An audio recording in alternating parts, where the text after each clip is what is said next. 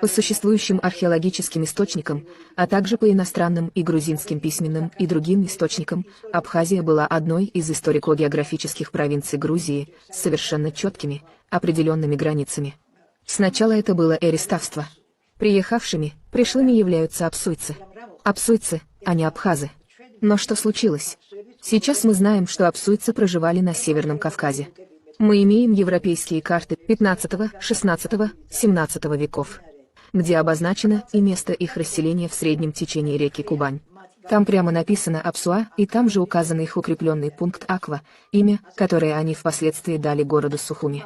Так что с древних времен Абхаз был грузином.